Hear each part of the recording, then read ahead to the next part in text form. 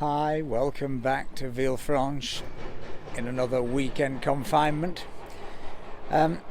Last week I vlogged about the deteriorating health situation in France and about the fact that weekend confinements have been introduced in Nice, Dunkirk, that Paris was on the verge of a weekend lockdown as well, that we were under curfew and that the figures were all getting worse.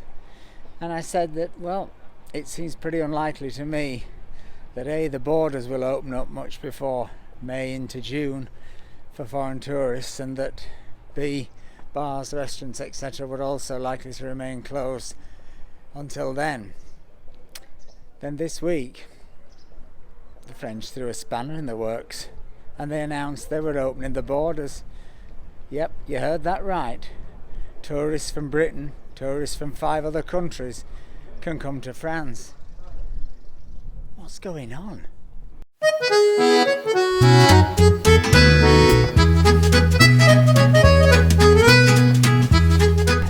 So before we get down to it, just like to encourage you to subscribe to the channel if you want to get the latest information on what's happening travel into France over the next few months, because I suspect quite a lot's going to change. And also subscribe to the channel, because then you can watch videos like this one about Eileen Gray, the great modernist designer, and about her rivalry with Le Corbusier, and about the fantastic villa that she built in Roquebrune. See, it's worth it. It's worth it just to see me go down these steps and fall over. So anyway, in this video I am going to try and make sense of what has gone on this week, what the situation actually is in France, and whether this opening of the borders is quite what it seems. So, what is going on? Well, first, the positive news. The vaccination program has stepped up quite a bit. Many people I know around here have got vaccinated, some of them below 50, so there's some very positive stuff there. And a friend of mine who was in her early 80s, who's been isolating for a year, has finally got her vaccination, because I felt incredibly guilty last week when I messaged her and said I'd been jabbed, and then she said I've been stuck up this hill for a year.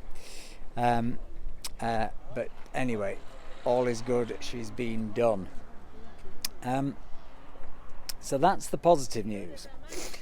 I think France has reached a sort of 200,000-300,000 vaccinations a day, still a long way to go, and they seem to be targeting them in the areas where they most need them. So areas with the highest infection rate, like Nice, have had a lot of vaccine sent, and I think Paris, Ile-de-France now region is going to get a lorry load. So what's going on? Well, we're in our 3rd weekend of confinement. They've not announced 2 more weeks of weekend lockdown, just 1.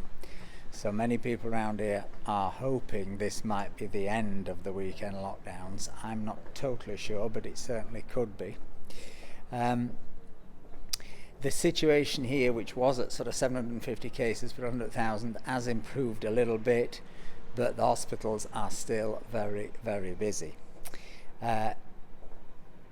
Dunkirk similarly is in weekend confinement, and the big sort of negative development of the week is really that Paris is, I think, now on the verge of either going into weekend confinement or actually going into a full lockdown. Interestingly, over the border here in Italy, literally sort of 20-25 kilometers away, 2/3 of the country goes into a full lockdown from Monday.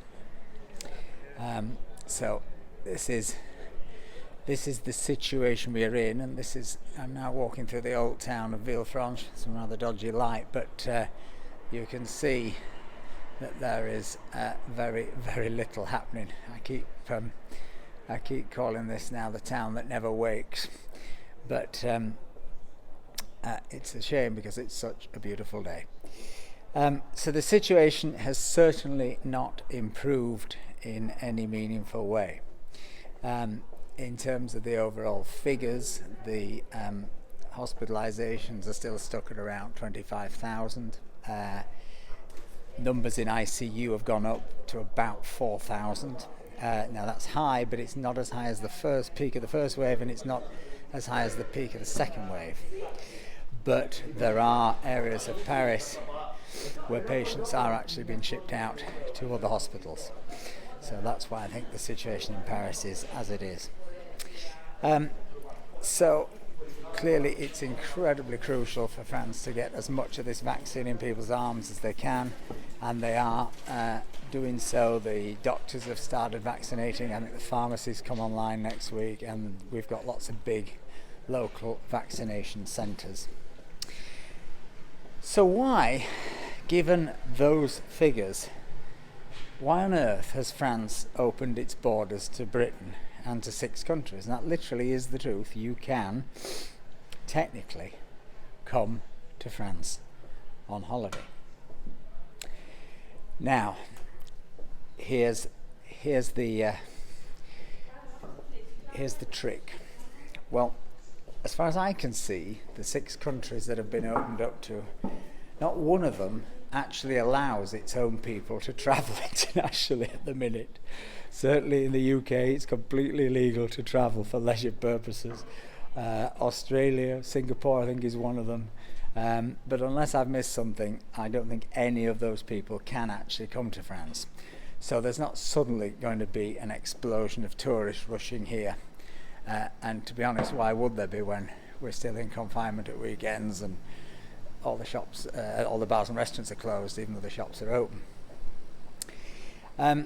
So why has France done this? Well, I think it's partly this thing I was talking about last week of Macron trying to have his cake and eat it, trying to look both ways at the same time, trying to be optimistic about opening up and recognising the importance of tourism for France, whilst at the same time having to deal with increasingly high figures. But I think the other reason, and I think this is a very good reason, and the tourism minister I think spoke about this, is that France is very aware that many of its nationals are abroad and are stuck in countries like Australia, etc., where they are unable to get back home. So I think there is and interestingly, I've spoke about this quite a lot, that there is a movement on Twitter called Love Is Not Tourism, which is all about people over the last year who've been completely parted from partners, families, friends, etc., because they simply weren't allowed to travel back home to where they originally began their journeys. And I have to say this has been brought home to me in the last 24 hours because my dad, who's 90, has gone into hospital with pancreatitis. I'm hoping it's not too bad, but you're suddenly very aware that even though you can travel back, I used to be able to fly straight to Leeds or whatever, you can travel back. I'd have to do 10 days quarantine at the other end, 5 days at the very best if you pay for 2 tests and the release.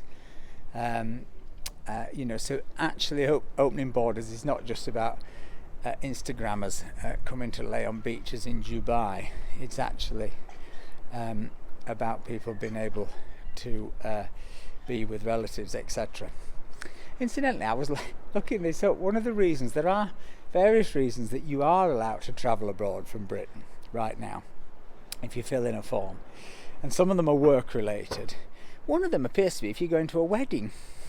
Now, I can't quite work out whether it's your own or somebody else's, but I've got a bit of a feeling that over the next few weeks, some people will try to get into Europe, into France. And as I say, from the French perspective, all you need is a 72-hour before PCR test, which will cost you money in Britain, and you're in. And if you go back to Britain, you get your test here, which I'm pleased to say is free, and then you've got the expense of the double quarantine, the quarantine, and then the double test in Britain.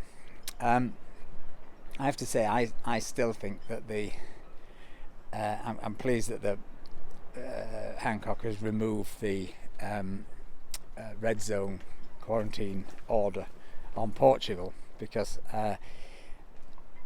I think this whole thing of we're going to put people in hotel quarantine because of the dangers of new variants is a bit of a... Well, there was a member of SAGE last week said that really he can't foresee a situation in which the vaccine cannot deal with a new variant. And, you know, we can't. I don't think anybody realistically thinks we can keep borders closed forever. COVID's going to be with us forever. New variants are going to be with us forever. And we just have to hope the vaccines can keep up in the same way as they keep up with flu, or don't. But anyway, that's the situation. So that is the reason that Mr. Macron has done what he's done, as far as I can see, and opened the borders. But I know in Britain there have been an awful lot of newspaper headlines saying, come on holiday to France, it's free, you're allowed to do it now. Well, technically you are, but it's not quite what it seems. And you have to be aware that you will be coming into a country where the entire country is curfewed, I think from 6 p.m. Certainly most areas like here are curfewed from 6 p.m. and some areas are under weekend confinement. And as I say, the figures are such, there is little prospect of that changing. So it's alright if you're taking a house and you're going to cook for yourself and you're in the middle of the country or something, that could be lovely. But if you're in the city, you're going to be doing a lot of takeaway or sitting on sort of walls having coffees, just like you are in Britain. But I think what we can glean that's very positive from all this stuff about opening the borders is that there is definitely the will, and where there's a willy there's a way, as they used to say. There's definitely the will in France, and we've seen it in Spain and Greece and Portugal and Turkey, I think this week, all talking about trying to get the borders open, let people in with vaccine passports, etc. I definitely think there is a will to try and get things back to some semblance of normality when it comes to travel. So many of those economies are so dependent on tourism, and they are not going to want to miss out. Sorry, I just noticed there's the police over there. So I've escaped the police and I'm on the beach. Quite interesting, the beach, which is meant to be closed and was really empty last week. And lockdown is not quite as empty this week. There's certainly been an awful lot of people who are really angry that Nice is locked down for a third weekend, especially given their figures are lower than Paris. There's a bit of that Parisian rivalry going on between Nice and Ile-de-France at the minute. Anyway, that's the news. I think in a way it's both positive and negative, but it's certainly a really confusing thing for the French to have done, and it's produced some headlines in Britain which I don't think are quite representative of what's really going on as ever. But I just want to leave you with one other thing.